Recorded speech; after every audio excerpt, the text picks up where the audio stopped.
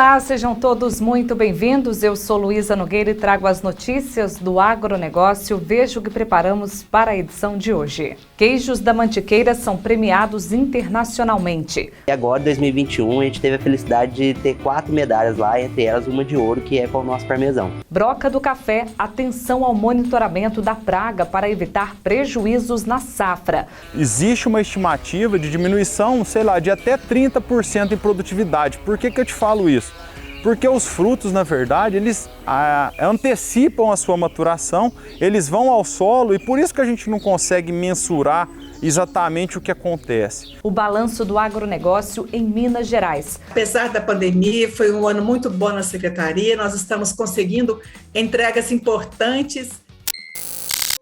A gente abre a edição de hoje trazendo a história de produtores de queijos mineiros. A produção dessa iguaria acontece na Mantiqueira de Minas e o queijo de lá foi premiado internacionalmente. Nós fomos entender o que está por trás desse sabor que encanta todo mundo. A reportagem especial é da Tamires Benetório. O sul de Minas é uma grande bacia leiteira e isso não é novidade. Novidade mesmo são as premiações internacionais conquistadas por produtores de queijos sul-mineiros. Estamos no quilômetro 791 da rodovia Fernão Dias, em São Gonçalo do Sapucaí. E aqui você descobre com a gente os segredos dessa produção de queijo e conhece um pouquinho da Rota do Sabor que vem se montando na região.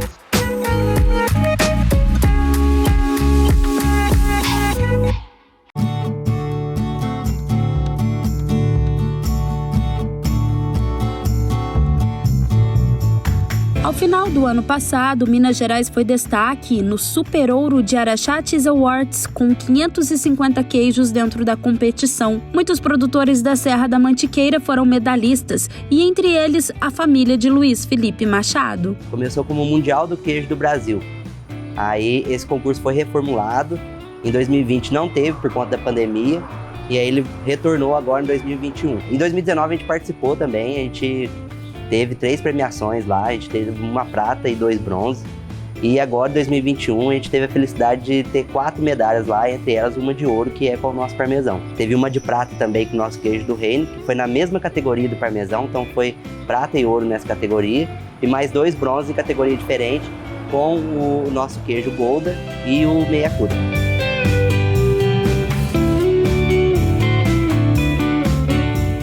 A conquista trouxe grande alegria para a família, que apesar do desafio, trabalha ainda em produção artesanal com 1.500 litros por dia, em parceria com produtores da região de São Gonçalo do Sapucaí, uma forma de melhorar a vida do pequeno produtor de leite. O desafio da produção de leite ele só tem aumentado, porque a escassez de mão de obra, a pressão dos preços dos insumos para o produtor, para ele produzir o leite, está muito caro. Então, o que a gente enxerga hoje que a produção de leite está ficando em 2 partes, ou é uma produção pequena, familiar, ou é uma grande fazenda que ela trabalha como se fosse uma indústria mesmo do leite. Então aquele meio termo que a gente sempre viu, principalmente aqui na região, ele vem acabando e está ficando somente essas 2 partes. A parceria é exclusiva com produtores da cidade e ao longo dos últimos anos vem se consolidando e aumentando cada vez mais, o que também tem garantido qualidade e excelência nos processos de produção. Virou uma via de mão dupla, porque a gente consegue uma qualidade no leite, de um leite com maior cuidado, que é uma agricultura familiar, a gente sabe que é um gado bem tratado, e ao mesmo tempo, a gente consegue chegar onde outras grandes indústrias não chegam para coletar esse leite. Porque muitas vezes os laticínios maiores, eles não vale a pena para eles pegar pouco leite pingadinho assim, em várias propriedades. Então, acaba que a gente dá essa mobilidade para o leite aqui, para os pequenos produtores, e ao mesmo tempo a gente tem uma matéria-prima de excelentíssima qualidade para poder produzir os nossos queijos.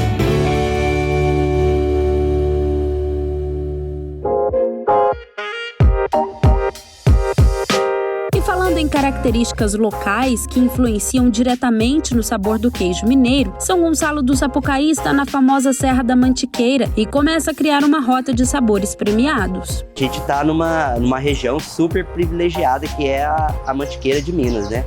Então aqui a gente tem produção de cafés especiais de altíssima qualidade, cafés premiados internacionalmente, exportados a preços exorbitantes. Hoje, São Gonçalo especificamente é um grande produtor de uva, tanto uva de mesa quanto as vitiviníferas, né, que são as uvas de vinho. A gente hoje tem aqui na cidade vinícolas com vinhos premiados internacionalmente, vinhos renomados no mercado nacional de vinho.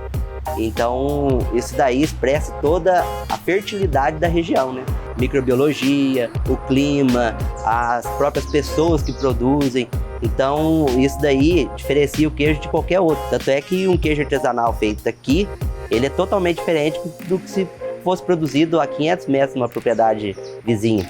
Então, essa é a grande diferença, porque o industrializado, a grande indústria, ela consegue, mesmo com várias fábricas em vários pontos do Brasil, ela consegue produzir o mesmo queijo. O produtor Luiz Carlos Machado, ou Carlão, como é conhecido na região, ao longo dos anos tem passado o ofício para o filho. A produção de queijo é uma herança da família, que aos poucos tomou proporções maiores. Queijo é o seguinte, a gente sempre nasceu de uma família da roça, né? Que a mãe sempre fazia queijo e tal, e a gente já entendia como que é feito o queijo artesanal. Eu e meu irmão, nós fazíamos queijo lá na roça mesmo. Em 96, meu pai faleceu e tal, aí a gente lá desmanchou, né? Aí cada um seguiu para um lado. E eu, em 2000, vim para cá. Eu montei um pontinho aqui, já com essa intuição mesmo, de trabalhar com queijo doce e adquirir a clientela da estrada. Começamos aqui bem devagarinho, que não tinha condições, era a mínima a produção, era em torno de 80 litros de leite.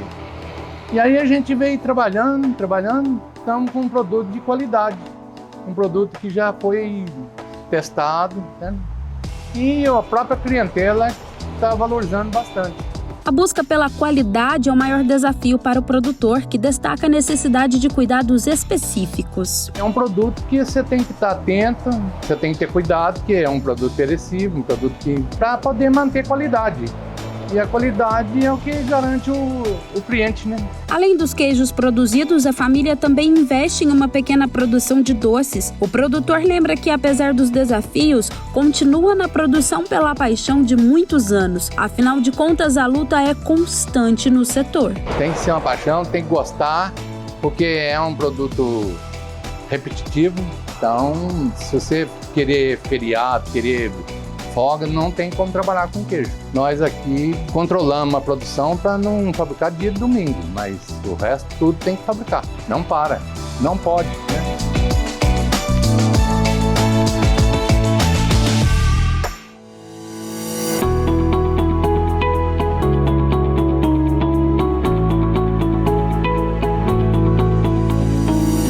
As margens da rodovia Fernão Dias garante um contato direto com os turistas que vêm em busca dos sabores mineiros. Mas para o produtor, estar nessa localização é um dos maiores segredos do sucesso da família. A gente tem essa felicidade de ter uma clientela forte de São Paulo, que eles adoram o produto de Minas, da região. Que o queijo Minas Frescal, ele é forte só aqui no sul de Minas. Em outro lugar você já não encontra ele mais. A clientela mais forte é o caminhoneiro. E eu foquei bastante neles, porque o caminhoneiro eu considero que é um jornal ambulante. Eles divulgam muito também. E que hoje eu já adquiro bastante, não só o caminhoneiro aqui, eu preciso de todos. E que o turista também seja bem-vindo. E essa parceria entre a queijaria e os produtores de São Gonçalo do Sapucaí garantiram não só a valorização do leite produzido aqui, como uma renda extra para muitos produtores. Para a gente é muito gratificante, porque é um leite tirado rústico, né? E o queijo ganhar prêmio, né? Ser expandido aí no Brasil inteiro, né? Para nós é muito gratificante. Eles ajudam com custo também, né? Precisa de um dinheiro adiantado para plantar um milho, alguma coisa, estão sempre ajudando a gente. E de frente para a maior malha rodoviária do estado, Luiz Felipe conta que um dos planos da família, junto com os produtores da região, é explorar cada vez mais o potencial turístico. A gente percebe um movimento do próprio empresariado da região focado nesse turismo de gastronômico, né? Então a gente tem aqui próximo da queijaria, tem uma das vinícolas aqui da cidade, a gente tem as fazendas de café lá no Alto da Serra, que já é aberta a visitação, o pessoal está se profissionalizando nesse sentido. E a gente tem a própria queijaria aqui também, que é uma experiência do queijo, que a pessoa consegue vir aqui, experimentar o queijo, ver como ele é feito, conhecer toda a história do queijo, dos produtores e levar um pedacinho de Minas Gerais com ele. E eu acho que é isso que o pessoal, quando vem para essa região, que é o que eles procuram. Minas é conquista por vários fatores, tanto pelas belezas naturais, pela gastronomia, pela hospitalidade do mineiro. Então, são coisas que cativam os visitantes e, como diz o próprio hino, né? Quem conhece não esquece jamais, né?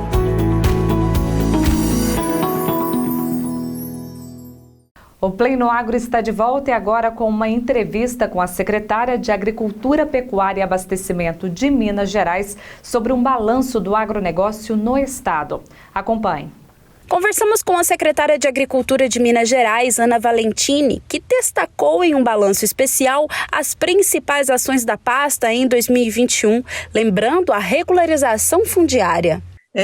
Apesar da pandemia, foi um ano muito bom na secretaria, nós estamos conseguindo entregas importantes, desde a mais básica, que é exatamente a regularização fundiária que você já colocou. Nós conseguimos entregar esse ano 1.700 títulos, a nossa meta era 1.000, e a gente ficou realmente muito animado com esse 70% a mais de títulos entregues, porque isso muda muito a realidade, as perspectivas para aquele pequeno agricultor que até então vivia sem documento da terra. Agora ele vai poder acessar políticas públicas, acessar principalmente recursos de Pronaf para investimentos. As ações sustentáveis também estiveram na pauta do governo, e uma grande conquista foi a emissão do primeiro certificado de café carbono neutro, que ocorreu em Três Pontas, no sul de Minas. Minas Gerais foi o primeiro estado da América Latina, não só do Brasil, a assinar um compromisso de neutralizar o carbono, que é o Race to Zero até 2050.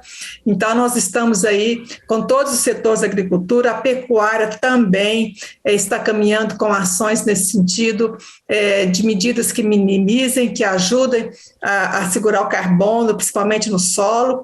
E a cafeicultura, que é o nosso café, é o nosso grande carro-chefe das exportações, que também tem se preocupado em iniciar essas ações de neutralização de carbono nas propriedades rurais. A secretária ainda pontuou as ações tomadas pelo governo em relação à crise dos fertilizantes, uma das principais preocupações do produtor rural este ano. O que nós podemos fazer em tempos de governo realmente são as tratativas com o Ministério da Agricultura, que a ministra Tereza Cristina está muito atenta a isso, ela esteve pessoalmente na Rússia, estava também em negociações com o Canadá, exatamente para garantir esses acordos comerciais que proporcionem mais a oferta aqui de insumos dentro do Brasil. A gente espera que no próximo ano, no mais tardar no outro ano, isso já esteja normalizado.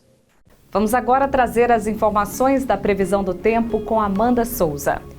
Olá, Luiz! Olá a todos que nos acompanham através do Play no Agro. A chuva segue de forma bastante irregular, principalmente sobre as áreas produtoras do centro-sul do Brasil.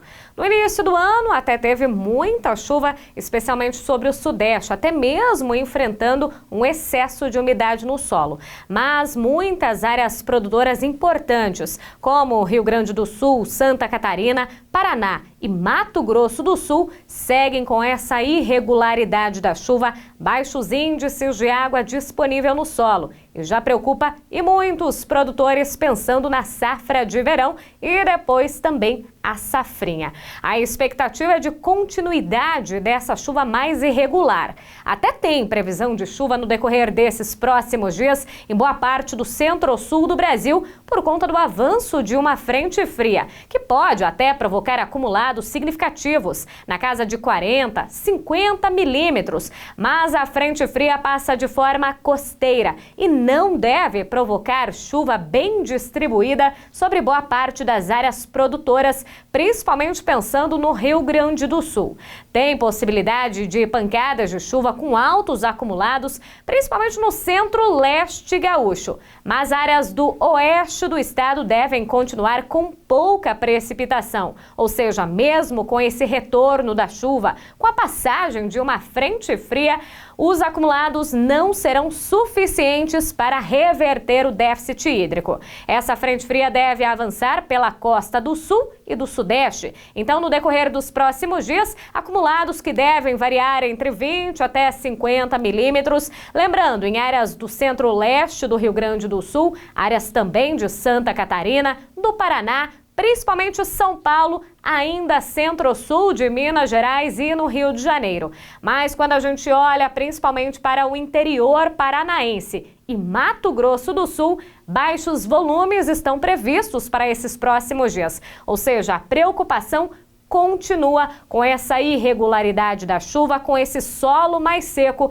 pensando no desenvolvimento aí da safra de verão. A expectativa é de pouca chuva no decorrer desses próximos dias, principalmente em Mato Grosso do Sul. Quando a gente olha aí para o centro-oeste, até tem previsão de chuva significativa na metade norte do estado de Mato Grosso, assim como em boa parte da região norte. Ou seja, volta aquela característica do fenômeno Laninha, que mantém a chuva mais concentrada em áreas do centro-norte brasileiro e a chuva mais irregular no centro-sul. Quando a gente olha de forma um pouquinho mais estendida, aí sim, entre o dia 25 de janeiro, 2 de fevereiro, um aumento dessa chuva e de forma bastante significativa, especialmente sobre o Brasil Central. Volumes na casa de 70, 80 até 90 milímetros em importantes áreas produtoras do Sudeste e do Centro-Oeste. Na região Sul, o Paraná deve receber altos volumes nesse finalzinho do mês de janeiro, mas estados de Santa Catarina e do Rio Grande do Sul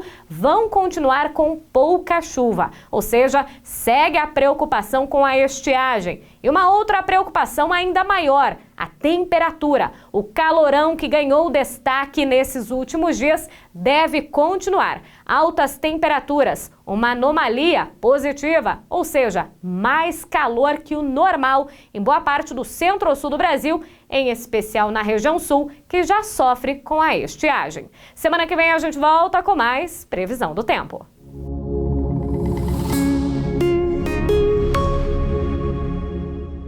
Vamos falar agora da importância do monitoramento da broca do cafeeiro. A broca é uma praga que pode trazer sérios prejuízos e danos financeiros ao produtor. Existem muitos desafios para a cafeicultura este ano, mas no período em que estamos é necessário atenção redobrada com uma questão que preocupa muitos cafeicultores, a broca do café. Uma praga presente em todas as regiões produtoras de café, que ataca os frutos durante o estágio de maturação. O Paulo Azevedo, engenheiro agrônomo da Syngenta, explica a necessidade do produtor, primeiramente, tomar conhecimento sobre a existência da praga na lavoura e monitorar os talhões desde a florada principal. Eu preciso, na verdade, identificar o tempo que de 0 até 60 dias após essa florada principal, eu tenho aí uma possibilidade de início de perfuração de frutos. Essa contabilização, ou essa quantificação de frutos perfurados deve ser feita da seguinte maneira. A gente precisa ir até a área, 60 dias após a florada principal, coletar frutos nessa lavoura de maneira aleatória. O que a gente recomenda, pelo menos 500 frutos nesse talhão. Eu preciso levar, ou retirá-los e levar para um local onde eu possa contabilizar primeiro, se esses frutos estão sendo perfurados, se tem o trânsito da broca ali e se ela está presente ali nesse momento, porque 60 dias após a florada principal, é muito comum a broca estar realizando somente as picadas de prova, que a gente chama.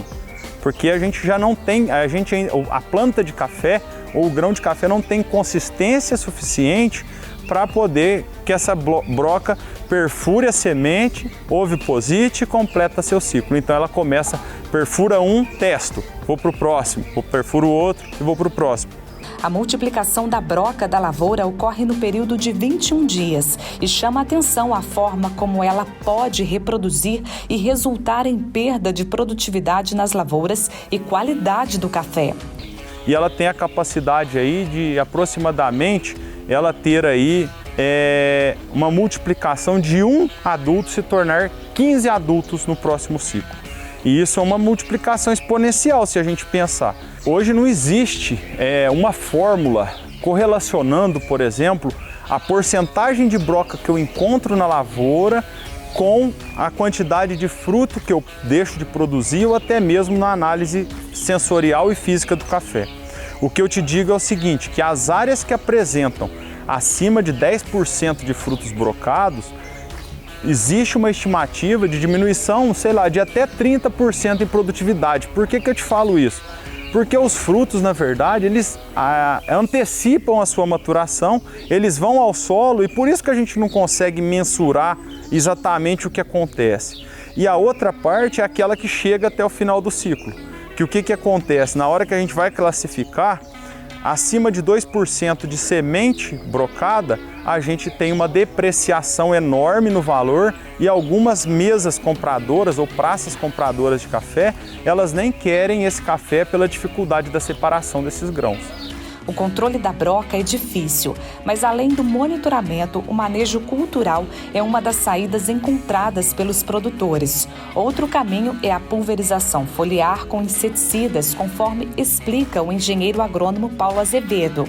Após isso, a gente tem o manejo cultural, que se a gente tiver frutos remanescentes caídos no solo, a gente recomenda a retirada desses frutos remanescentes que são fonte de broca, novas brocas que vão ficar fazendo reinfestações no talhão, fazer a arruação, soprar tudo isso para o centro da linha, passar a trincha, triturar e diminuir as possibilidades de novas entradas. A partir daí, Luísa, uma colheita bem feita, ter sido realizada, é o principal controle. Sem sombra de dúvidas, o principal controle é a colheita e a varrição bem feita. Mas, se de tudo, Luísa, a gente não teve uma colheita bem feita, a gente não teve uma varrição bem feita, a gente avança para o principal método de controle, que são as pulverizações foliares com inseticidas. E aí a gente tem o monitoramento como a minha principal ferramenta de tomada de decisão no momento de empregar essa pulverização. Acima desse nível de 1% de frutos brocados, eu preciso primeiramente adotar os produtos que se chamam produtos de choque, que são aqueles produtos que remetem controle até 7 dias após a aplicação. Então eu faço o produto de choque e numa próxima pulverização eu coloco um produto com período residual de controle e mais seletivo para as outras pragas. Algumas cultivares de café possuem floradas em tempos diferentes. Quanto a isso, o engenheiro agrônomo ressalta que cenários diferentes também devem ser avaliados. Às vezes, em algumas regiões, cafeicultura irrigada ou regiões que já sofreram chuva, nós tivemos uma antecipação de florada que pode ter acontecido ali no início de setembro.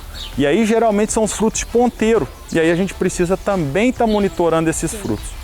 Não existe uma fórmula, existe um conhecimento agregado para dentro do negócio que a gente precisa empregar.